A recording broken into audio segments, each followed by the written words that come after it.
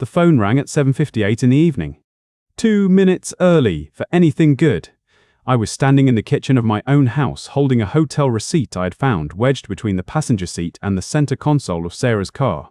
The Austin Marriott. March 15th. 1 king bed. 2-room keys issued. The receipt was dated 3 days ago. Sarah had told me she was showing a house in Round Rock that night. I didn't recognize the number on my phone screen, but I answered anyway. Is this James? The voice was male, young, smug, the kind of voice that smiled while it talked. This is James, I said. Hey man, this is Mark. Mark Collins. I'm a personal trainer over at Peak Fitness. You don't know me, but I know your wife. I said nothing.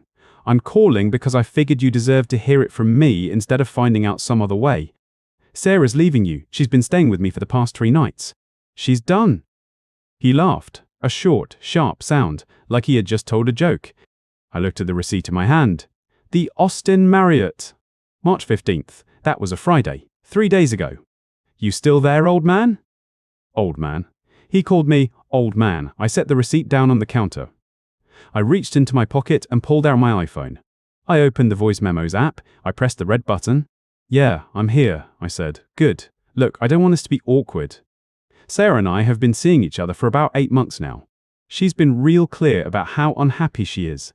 I just thought you should know, so you don't waste your time fighting something that's already over. 8 months? I did the math in my head. That was around August of last year. Around the time Sarah started going to the gym 4 times a week. Around the time she started coming home late, smelling like coconut shower gel instead of her usual lavender. Around the time our joint account started showing ATM withdrawals in odd amounts. $60 here, $80 there. I never thought much of it. I thought a lot of things in that moment. She's packing her stuff right now, Mark continued. I told her not to bother with a note. I figured a phone call from me was more direct. You seem like a guy who appreciates directness. His voice was light, easy, like he was talking to a buddy about a football game. I looked at the recording timer on my phone. 23 seconds, 24. I kept my breathing steady. You know what your problem is, James. You're too trusting. You gave that woman everything and she never respected it. She told me you don't even notice when she's gone. She said you just sit in your office all night looking at spreadsheets while she's out living her life. He paused. I heard him take a sip of something. Probably a protein shake. Guys like that always had a protein shake. I'm doing you a favor, man. Seriously, better you find out now than 10 years from now. I let the silence hang for a moment, then I spoke. Thank you, Mark. See? That's what I'm talking about. No drama. I respect that. Thank you for the information, I said calmly. You've been very helpful. No problem, champ. Take care of yourself. He hung up. I set the phone down. The recording had stopped automatically. I tapped the file and played it back. Hey man, this is Mark. Mark Collins. I'm a personal trainer over at Peak Fitness. Clear as day. I saved the recording. I opened my laptop. I started searching for private investigators. I had a feeling this was just the beginning. If this story resonates with you, please consider subscribing to Hidden Truth Revenge. We share real stories of justice that the system almost missed. I scrolled through search results until I found a name that looked right. Laura Reyes, Private Investigations, 20 years of experience. A photo of a woman with short grey hair and eyes that had seen everything twice. I wrote down her number. Then I wrote down Mark Collins. Peak Fitness. Austin Marriott. I did not go upstairs to confront Sarah.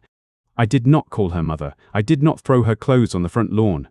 I closed my laptop, walked to the kitchen, and poured myself a glass of water. I drank it slowly. I stared at the wall.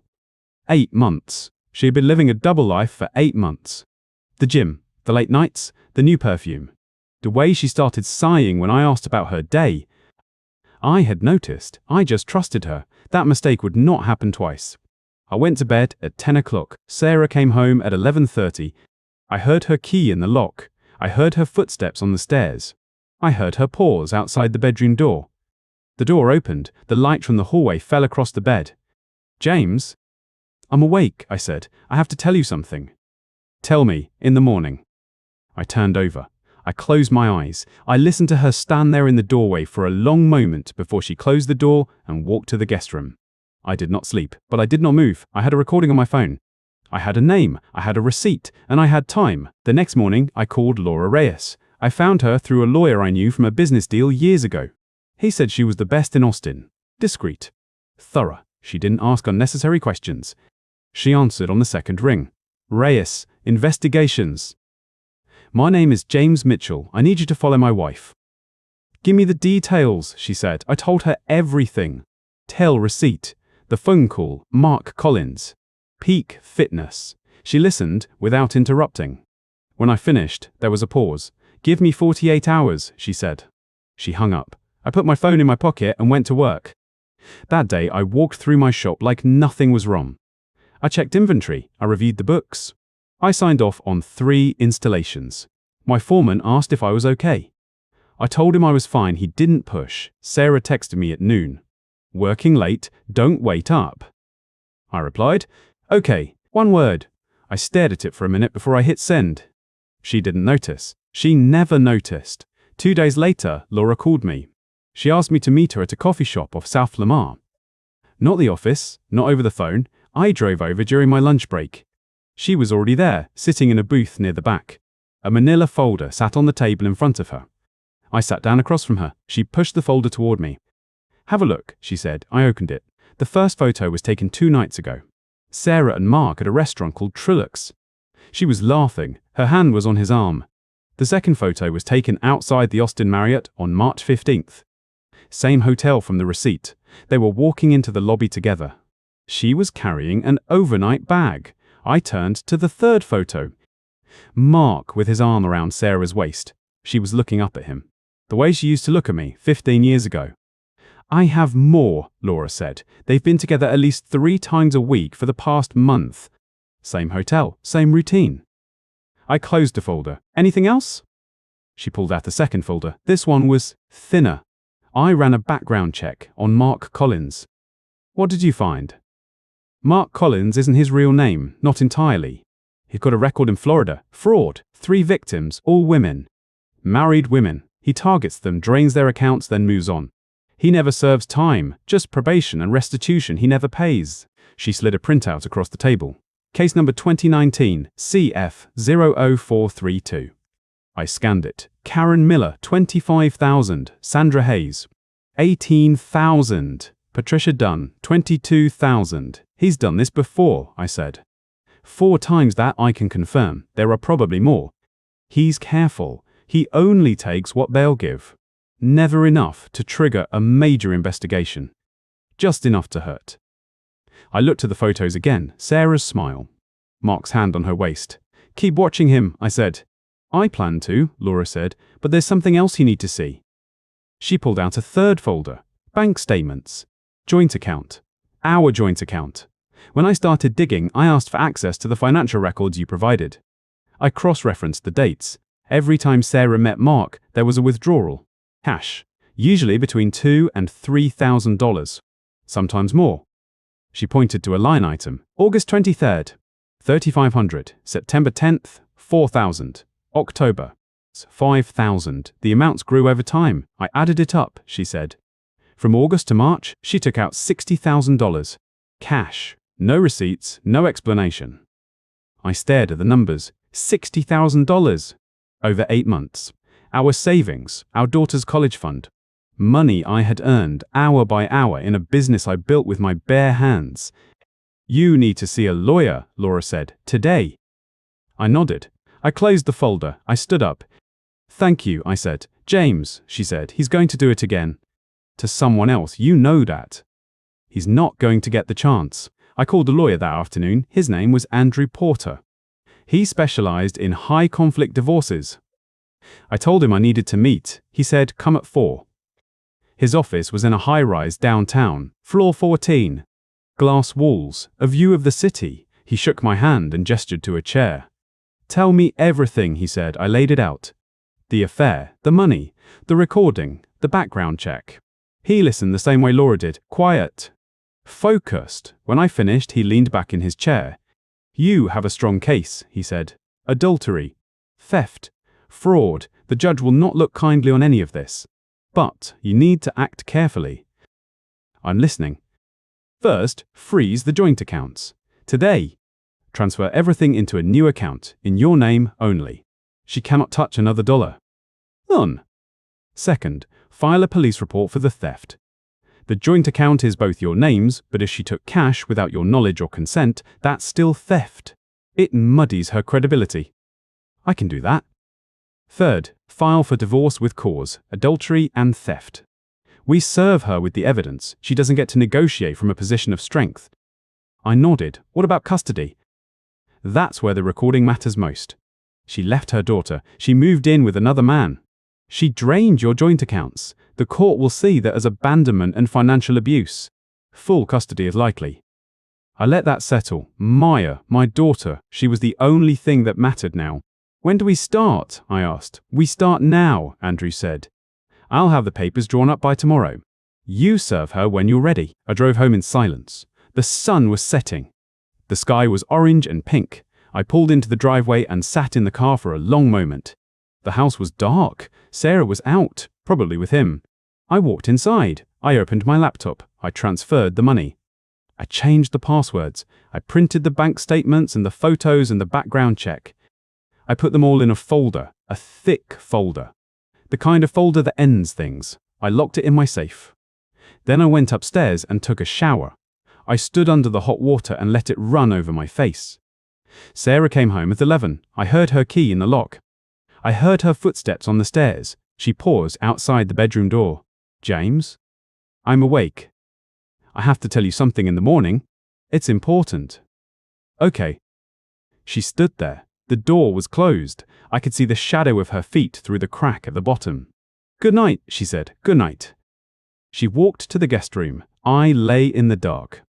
My phone was on the nightstand. On it, there were photos, bank statements, a recorded phone call, a background check. I had everything I needed, but I wanted to see how far they would go before I pulled the trigger. I woke up at 6 the next morning. The guest room door was still closed. I made coffee, sat at the kitchen table, and waited. Sarah came down at 7:30. She was already dressed. Blazer, heels, full makeup. She looked like she was heading to a business meeting. But I knew this was a performance. She sat across from me. She didn't pour herself coffee. She folded her hands on the table. The way you do before you deliver bad news to an employee. James, she said, we need to talk. I said nothing. I've been thinking about us, about where we are, and I don't think this is working. I took a sip of coffee. I want a divorce. She said it flat, like she was reading a script she'd rehearsed in the car. I watched her eyes. She was waiting for me to react, to argue, to plead. I set the mug down. Okay. She blinked. That wasn't in the script. Okay, she said. That's it? What else is there to say? She straightened her back. Now came the real speech. I've talked to a lawyer. I know my rights. I want the house. I want alimony, and I want half of Mitchell HVAC. I almost smiled. Almost. The business, I said. Yes, I helped you build it. I supported you. I'm entitled to what I helped create. She said it with conviction. She actually believed it. I let the silence stretch. Is that everything? I asked. For now, but I want this handled amicably. I don't want to drag this through court. For Maya's sake. Maya.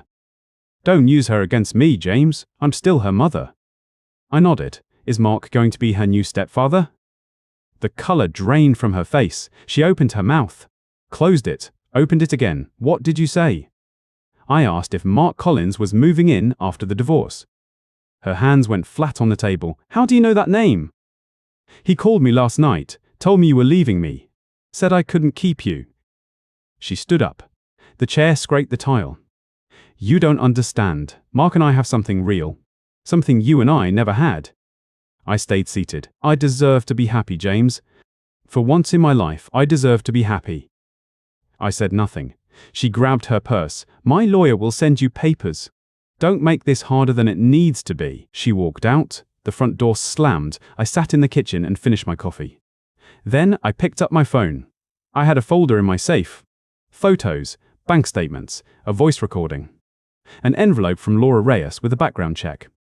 I called Andrew. We file the papers today. Are you sure? Everything. The adultery, the theft, the fraud history, the recording. Give me 4 hours. I spent the morning at my desk. I pulled the documents. I made copies. I wrote a cover sheet that listed every charge, every date, every dollar amount. Andrew filed at 3 in the afternoon. The process server was at my house by 5. Sarah came home at 6. She walked in with her phone pressed to her ear. She was laughing. She saw me sitting in the living room. She ended the call. "What's with the look?" she said. "Someone is here to see you." The process server stepped out of the kitchen. A woman in a blazer with a clipboard. "Sarah Mitchell?" "Yes." The woman handed her an envelope. "You've been served." Sarah took it. She stared at the return address. Mitchell versus Mitchell, District Court of Travis County. She opened the folder. I watched her face as she read. Page 1, page 2, the photos, the bank statements. The header at the top, petition for divorce with cause. Adultery, fraud, theft. Her hand went to her mouth. "James," she whispered. I didn't answer. Her phone buzzed. She looked at it. A text from Mark. "Enjoy the paperwork, old man." I had seen it on my own phone 30 seconds earlier. He must have texted us both at the same time. I typed my reply. 3 words. "Thank you for the evidence." I looked up at Sarah. Her face was paper white. The folder hung loose in her hand. She looked smaller than I'd ever seen her. The doorbell rang. It was Maya. She had a key. But she rang anyway. I let her in. "Hey, Dad," she said. Then she saw her mother standing in the hallway. The folder on the floor, papers scattered. "What happened?" "Your mother and I are getting a divorce," I said. She looked at Sarah, then at me. "I want to live with Dad." Sarah's head snapped up. "Maya, don't." "I've known for months, Mum. I'm not stupid. You've been staying out. You've been lying. I heard you on the phone with him." Sarah's eyes went wide. Maya turned to me. "I'm staying with you. She can have the house. I'll take the guest room. Whatever." My daughter, 16 years old, smarter than both of us. Sarah tried to speak. Nothing came out. I picked up the scattered papers. I placed them back in the folder. I held it out to her. "The hearing is June 10th. Your lawyer will confirm." She took it. Her hands were shaking. "James," she said, "we can talk about this." I looked at her, really looked at her, the woman I married 20 years ago. The woman who said 3 words to Mark Collins and wrecked everything. "Good night, Sarah." I walked upstairs. Maya followed. I heard the front door open. I heard Sarah's heels on the driveway. Then silence. Maya sat on the edge of my bed. "Are you okay?" I didn't know how to answer that. "I'm fine," I said. She hugged me, tight, quick, then she went to her room. I sat in the dark. My phone buzzed again. Another text from an unknown number. "Old man. You think you're smart, but you've got no idea what's coming." I saved the number. I added the contact, Mark Collins. I took a screenshot of the message. I added it to the folder. As Sarah stood there, paper in hand, I saw her face go pale. But I knew the worst was yet to come for her. I arrived at the Travis County Courthouse at 8:30 on the morning of June 10th. Sarah's car was already in the lot. I parked 3 rows away. I sat for a moment with my hands on the wheel. The folder was on the passenger seat. Photos, bank statements, the recording, background checks. Every piece of evidence Laura had gathered. Every dollar Sarah had stolen. Every word Mark had said. I carried it inside. The courtroom was on the 3rd floor. Judge Patricia Nguyen presided. She was a small woman with grey hair and reading glasses that hung from a chain around her neck. She did not smile. Sarah sat at the plaintiff's table with her lawyer, a woman named Rachel Dunn from a firm I didn't recognize. Sarah wore a navy blue dress. Her hair was done. She looked composed. She did not look at me. Mark was in the 3rd row. He leaned back in his seat, arms crossed, smirking. He wore a dark suit that probably cost more than my first car. I sat at the defense table with Andrew Porter. He placed a leather binder on the table. Inside was every page of evidence, organized and tabbed. "You ready?" he said. I nodded. Sarah's lawyer spoke first. She argued for a standard divorce, 50-50 split of assets, joint custody of Maya, alimony based on the disparity in our incomes. She made it sound reasonable. She made it sound fair. Then Andrew stood. "Your Honor," he said, "we ask that this court consider additional evidence before making a ruling." Judge Nguyen adjusted her glasses. "Mr. Porter, you filed for divorce with cause on the basis of adultery and theft. I assume you have something to show me." "Yes, Your Honor." Andrew opened the binder. He handed the court clerk a stack of photographs. The clerk passed them to the judge. Judge Nguyen looked at each one. Her expression did not change. 8 by 10 glossies. Sarah and Mark at Trulux. Sarah and Mark at the Austin Marriott. Dates and times stamped on the back. Do you recognize these locations, Mrs. Locations? Mrs. Mitchell, Andrew said. Sarah's face was pale. I don't know what that is. I'd like to introduce the hotel receipt, Mr. Mitchell found in your vehicle on March 12, 2024. A receipt from the Austin Marriott. 1 king bed. 2-room keys. Sarah's lawyer objected. Judge Nguyen overruled. Andrew handed over the bank statements. A spreadsheet with every withdrawal from our joint account over 8 months. $60,000, categorized by date and amount. Credit card charges for flights to Miami. Charges for dinner at expensive restaurants. A charge for a weekend at a resort in the Hill Country. Your Honor, Andrew said, these withdrawals were made without Mr. Mitchell's knowledge or consent. They constitute theft from a joint asset. Sarah's lawyer argued it was marital funds. A wife was entitled to spend. Andrew waited. Then he said, I'd also like to play a recording obtained by Mr. Mitchell on the evening of March 12, 2024. Mark sat up. Do you have a transcript, Mr. Porter? The judge asked. Yes, Your Honor. Andrew handed over a printed copy. He placed his phone on the table and pressed play. Mark's voice filled the courtroom. Hey, James. I don't know if you remember me, Mark Collins. I train your wife. Actually, that's not true. I do a lot more than train her. The recording played for 3 minutes and 43 seconds. Every word, the laughter, the nickname, the claim that Sarah had been with him for the past 3 nights. The confirmation of her name, the challenge. When it ended, the room was silent. Judge Nguyen looked at Sarah. Mrs. Mitchell, did you consent to this recording? Your Honor, it was illegal, her lawyer started.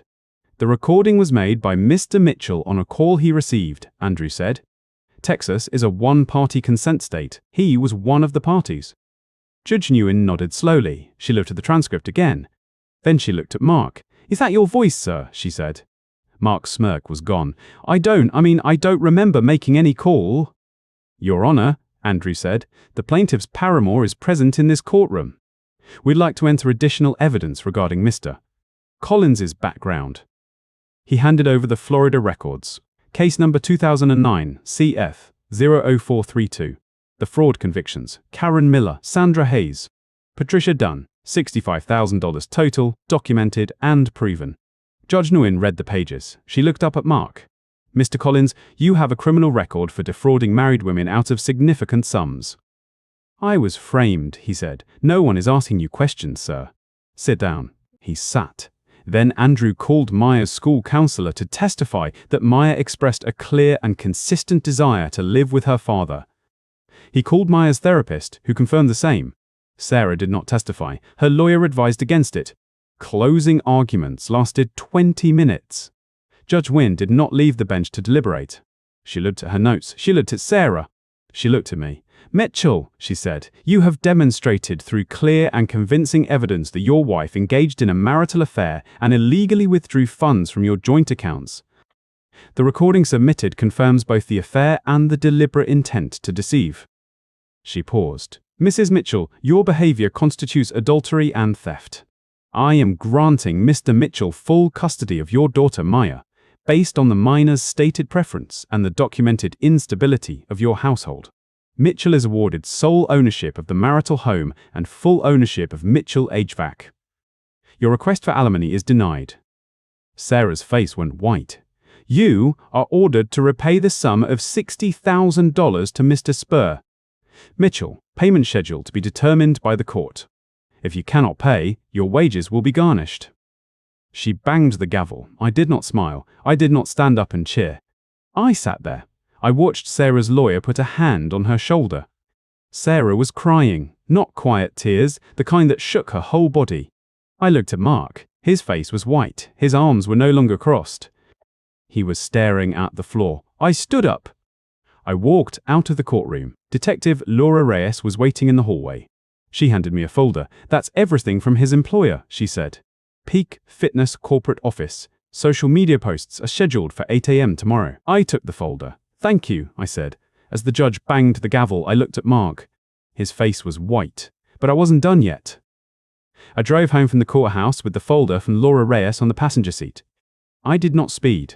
I did not listen to music. I just drove. The folder contained everything.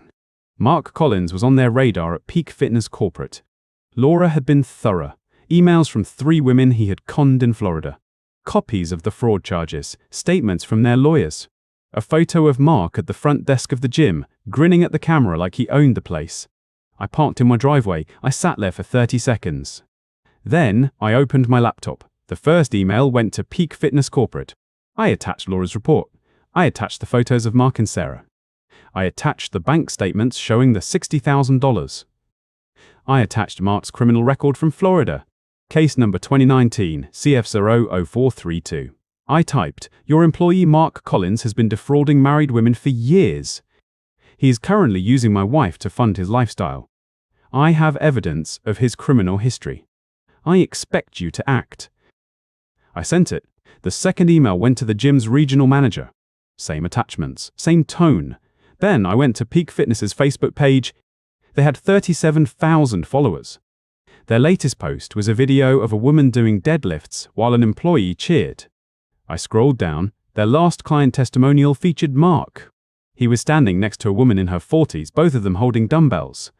The caption read, Mark Collins knows how to transform your life. Book a session today. I commented below it. Not on my personal account. I created a new one. I posted the photos of Mark and Sarah at the Austin Marriott. I posted the hotel receipt. I posted the bank statement showing the $60,000. I wrote, this is Mark Collins. He is a serial con artist who targets married women for money. Ask him about the charges in Florida. I closed my laptop. I went inside. I made coffee. I waited. The call came at 10:30 in the morning. A woman's voice. She identified herself as Karen Miller from Peak Fitness Corporate Human Resources.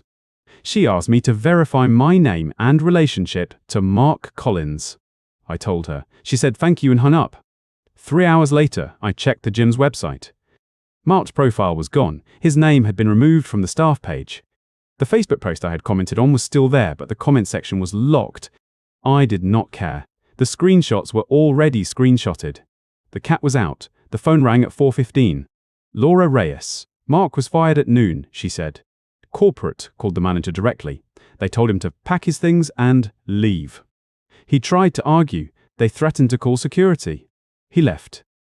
What about the gym's social media? It is gone. They deleted his photos and testimonies. But I made copies. It is out there. Thank you, I said. There is more, she said. I alerted an officer friend of mine at APD. He is looking into the fraud charges from Florida. I told him about the $60,000. He is interested. Good, I said. I hung up. I drove to the Austin Police Department downtown. The officer at the front desk directed me to a detective named Jameson. I had already emailed him the folder. He nodded as I sat down. Let me make sure I understand, he said. Your wife had an affair with this man. He knew she was married. He encouraged her to steal from you? Yes. And he has a record in Florida for doing the same thing to other women? Yes. 3 of them? 3 that I know of, I said. He leaned back in his chair. He picked up the folder. He opened it. He read for 2 minutes. Then he looked at me. We can file charges, he said. Theft, fraud, possibly conspiracy. We will need you to testify. I will, I said. You know that, right? He can look at probation, maybe prison. But testifying means sitting across from him in a room. You good with that? I am good with that. He nodded. He stood up. He shook my hand. I will start the paperwork, he said. I walked out of the police station at 6:30 that evening. The sun was still up. I called Maya. She answered on the second ring. Hey, Dad. Hi, sweetie. I'm at the police station. I filed charges against Mark. Silence. Then, is he going to jail? Maybe. It is not certain yet, but he is officially in trouble. Good, she said. You are doing the right thing. I hope so, I said. I know so, she said. I smiled. I told her I would pick her up at 7. She said she would be ready. I hung up. I drove toward her school. At 7:15, my phone rang again. I did not recognize the number. I almost did not answer, but I did. James? The voice was shaking. Older, female. This is Linda, she said. Sarah's mother. Her voice was strange. Not angry, not sad. Something else. I know everything, she said. Sarah told me. She came here tonight. She told me about the affair. She told me about Mark. She told me about the money. I said nothing. I told her to leave, Linda said. I told her to pack her bags and get out of my house. I will not have a thief living under my roof. Linda, I am sorry, I said. Do not apologize, she said. You did nothing wrong. She did. He did. Not you. I heard her breathing. It was ragged. She is staying with a friend tonight, Linda said. I do not know where. I do not care. I just wanted you to know. I am sorry it took me this long to see it. Thank you, I said. Take care of Maya, she said. Take care of yourself. She hung up. I pulled into the school parking lot. Maya was standing by the gate, her backpack over one shoulder. She waved. I waved back. I thought about Linda. I thought about Sarah standing on her mother's doorstep holding a suitcase, having nowhere to go. I thought about Mark packing his desk at Peak Fitness, his face red, his career gone. I thought about the email I sent at 9 a.m. that morning. How simple it was, how final. Maya got in the car. She put her seatbelt on. Everything okay, Dad? Yeah, I said. Everything is fine. I pulled out of the parking lot. My phone buzzed. I glanced at the screen. It was a news alert from a local station. Fitness trainer arrested in Austin fraud investigation. I did not click it. I did not need to. I put my phone in the cup holder. I looked at Maya. Dinner, I said. Pizza, she said. Pizza it is. As we drove into the evening sun, I thought about Mark. I thought about Sarah. I thought about Linda. I thought about the folder on the passenger seat and the recording in my phone and the $60,000 that would never be seen again. I felt nothing, not pity, not satisfaction, not anger, just quiet, quiet and still. I watched the news report about Mark's arrest. Sarah was now homeless, but I felt no pity. The next morning, I woke up before my alarm. 7:58. I lay there for a minute, listening to the quiet. No shouting, no tension, just the hum of the AC and the distant sound of Maya moving around in her room. I made coffee, 2 cups, black for me with cream for Maya. She came down at 8:15, still in her pajamas, her hair a mess. She took the cup without a word and sat at the kitchen island. I was thinking, she said, we should get a dog. Okay, I said. She looked up, surprised. Really? We'll go to the shelter this weekend. She smiled. It was a small thing, but it felt huge. I had not seen her smile like that in months. My phone buzzed. I glanced at the screen. Sarah. I let it ring. It went to voicemail. 30 seconds later, another call. Then a text. Then another. I did not read them. Maya watched me. Mom again? Yeah. What are you going to do? I picked up my phone. I opened Sarah's contact. My thumb hovered over the block button for a second. Then I pressed it. I just did, I said. Maya nodded. She did not ask me to unblock her. She did not argue. She just nodded. At 9 o'clock, I called my business manager. Business had been good, better than good. The divorce hearing had made local news, and a few new clients had reached out saying they wanted to support a local business owner who had been wronged. I did not ask for their pity, but I did not turn away their business either. I want to hire a general manager, I told my manager. Someone I can trust to run day to day. I want to spend more time with Maya. He was quiet for a moment. You sure? I am. You've run this company for 20 years, James. And now I need to run my family. He promised to start looking. That afternoon, I sat down at my laptop. I opened my bank account. The $60,000 was gone. Sarah had spent it. I would not see it again. Judge Nguyen had ordered her to repay it, but Sarah had no money. She would be paying it back for years, pennies at a time, through wage garnishment. That was justice enough. I transferred $10,000 to a local charity. It was called the Fraud Victims Support Network. They helped people who had been conned by people like Mark. It was not a large amount, but it was something. I wrote a note that said, "In memory of an expensive lesson." I did not sign my name. That evening, Maya and I ordered pizza from the same place we always went to. Little Italy's on Burnett Road. The same guy answered the phone. The same delivery time, 30 minutes. We ate on the couch. Maya talked about school. About a boy in her chemistry class. About a teacher she did not like. Normal things. Regular things. Things that mattered. After dinner, she looked at me. Dad. Yeah? I'm proud of you. I did not know what to say, so I just nodded. I mean it, she said. You handled everything. You did not yell. You did not cry. You just did what you had to do. I don't know, that's how I want to be. You already are, I said. She smiled again. That same smile. At 10 o'clock, I checked my phone. No new calls, no new texts. Sarah was blocked. Mark was in jail. Linda was alone in her house on Oak Street. The charity had my $10,000. The business had a new manager on the way. Maya was asleep upstairs. I sat on the couch in the dark. The house was quiet. I thought about the last 6 months. The hotel receipt, the phone call, the folder full of evidence. The courtroom, the arrest, it felt like a lifetime. It felt like a movie I had watched about someone else. But it was mine, every bit of it. I did not feel triumphant. I did not feel vengeful. I felt something simpler. I felt whole. I got up, turned off the lights, and went to bed. The next morning, I woke up before my alarm. 7:58, 2 minutes early. I smiled. If you enjoyed this story, please like and subscribe. It really helps the channel, and I appreciate every single one of you.